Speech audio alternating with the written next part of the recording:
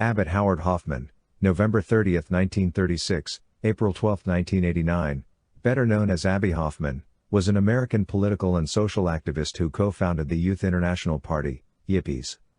He was also a leading proponent of the Flower Power movement. 1-2-3. Hoffman was arrested and tried for conspiracy and inciting to riot as a result of his role in protests that led to violent confrontations with police during the 1968 Democratic National Convention, along with Jerry Rubin, David Dellinger, Tom Hayden, Rennie Davis, John Froines, Lee Weiner, and Bobby Seale. The group was known collectively as the Chicago Eight. When Seale's prosecution was separated from the others, they became known as the Chicago Seven.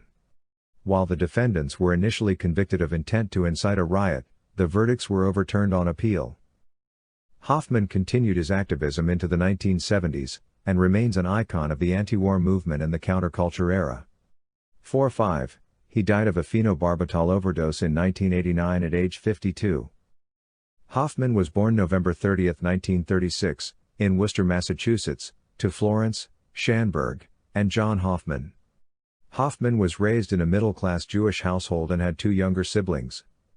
As a child in the 1940s and 1950s, he was a member of what has been described as the transitional generation between the beatniks and hippies.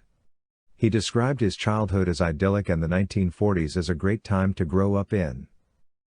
During his school days, he became known as a troublemaker who started fights, played pranks, vandalized school property, and referred to teachers by their first names.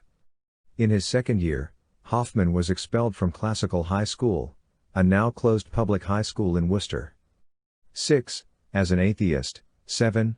Hoffman wrote a paper declaring that God could not possibly exist, for if he did, there wouldn't be any suffering in the world.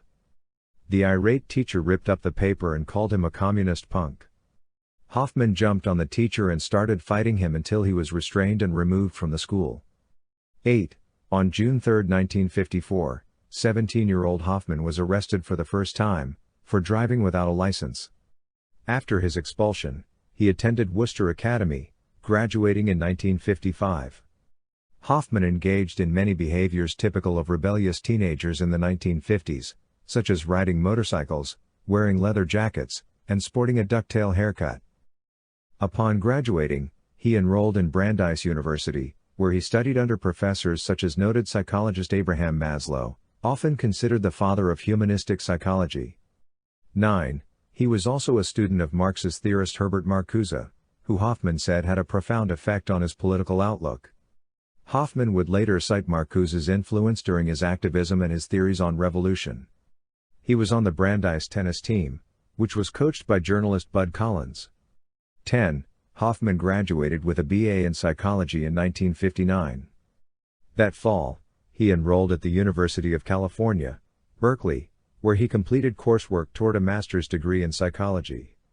Soon after, he married his pregnant girlfriend Sheila Karklin in May 1960.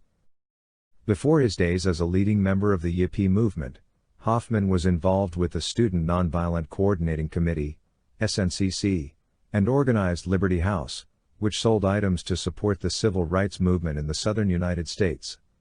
During the Vietnam War, Hoffman was an anti-war activist, using deliberately comical and theatrical tactics.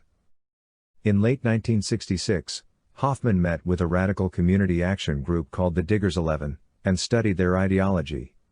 He later returned to New York and published a book with this knowledge. 11. Doing so was considered a violation by the Diggers. Diggers co-founder Peter Coyote explained. Abbie, who was a friend of mine, was always a media junkie. We explained everything to those guys, and they violated everything we taught them.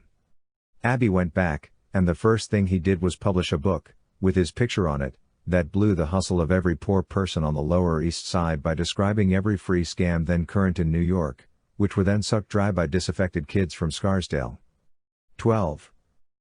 One of Hoffman's well-known stunts was on August 24, 1967, when he led members of the movement to the gallery of the New York Stock Exchange, NYSE.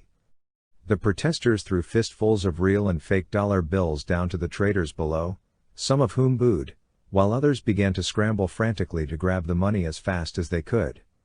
13. Accounts of the amount of money that Hoffman and the group tossed was said to be as little as $30 to $300. 14. Hoffman claimed to be pointing out that, metaphorically, that's what NYSE traders were already doing. "We didn't call the press," wrote Hoffman. "At that time we really had no notion of anything called a media event.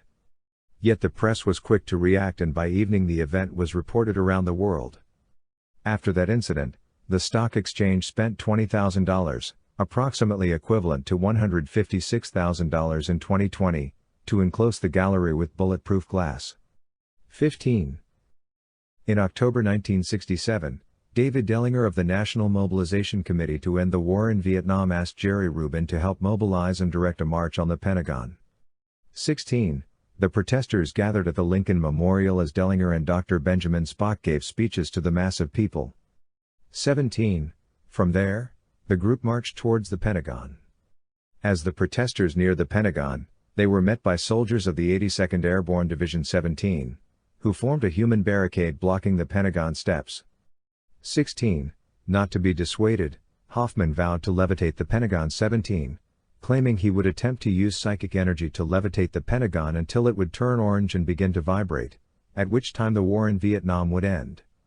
18. Allen Ginsberg led Tibetan chants to assist Hoffman. 17. Hoffman's theatrical performances succeeded in convincing many young people at the time to become more politically active. 18.